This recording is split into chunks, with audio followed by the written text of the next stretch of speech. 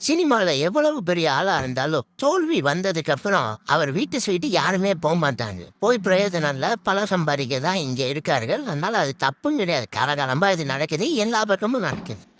அப்படிதான் டைரக்டர் மணிரத்னம் கமலோட படத்துக்கு அப்புறம் 2 படம் எடுக்கிறதாக இருந்துச்சு. அதாவது ஒரு புதுமுகங்களை வச்சு அலைப்பா இதே மாதிரி பிச்சு விட்டு எடுக்க போறேன்னு ஒரு சப்ஜெக்டும், இன்னொரு பெரிய ஹீரோக்களை போட்டு புராண கதைக்கு பொன்னியின் செல்வன் எடுத்தெல்லாம் பத்தாதா அப்படின்னு கேட்கக்கூடாது. அவரோட ஐடியா அப்படி இருந்துச்சு. ஆனா இப்ப யாருமே ஒரு பக்கம் போல.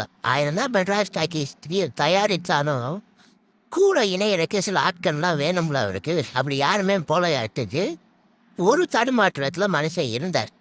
அதுக்கடுத்து ஆஃபீஸையே காலி பண்ணி எல்லா படங்களையும் கைவிட்டுட்டு எடுத்தவரையும் போதும் அப்படின்னு சொல்லி மிகப்பெரிய தயாரிப்பு நிறுவனம் லைக்கா அப்படி ஒதுங்கி நின்ன காலகட்டம்.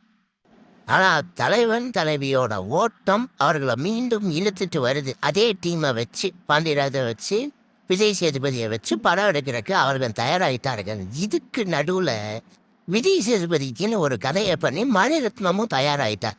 விஜய் சேதுபதி அப்படிங்கிறது ஓடும் ஓடுற குதிரை அப்படின்னு லைக்கா நம்புது. லைக்கா நம்பி மணிரத்னம் படத்தை உள்ள எடுத்து போடுறார்கள். இப்ப 2 படம் பண்ண போறார்கள்.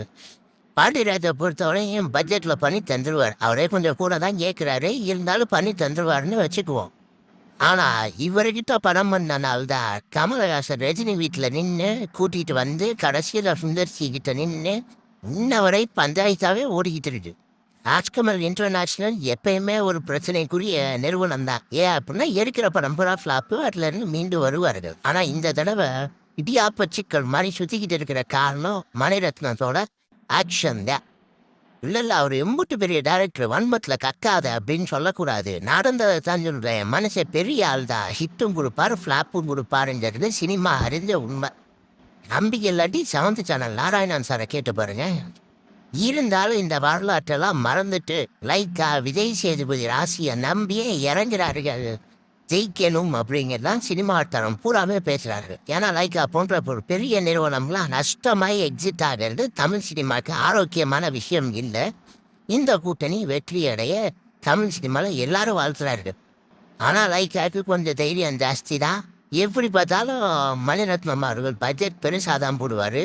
அவரே கமலஹாசனோட இணைந்து பண்ண படத்தை 6 மணி நேரம் எடுத்து வச்சு தான் கட் பண்ணிக்கிட்டு இருந்தார். அந்த அளவு எடுத்து வைக்கிற ஆட்களாக மாறிட்டார்கள் எல்லாருமே. இவரும் மாறிட்டார். அப்ப அடுத்த படத்துல மட்டும் என்ன செய்யப்படுறாரு? இதே தான் செய்வாரு. லைக்கா பார்த்து கொஞ்சம் முடிவு எடுத்திருக்கலாம், பாண்டியராஜ் படத்தோட நிறுத்தி இருக்கலாம்னு ஒரு பேச்சு ஓடுது.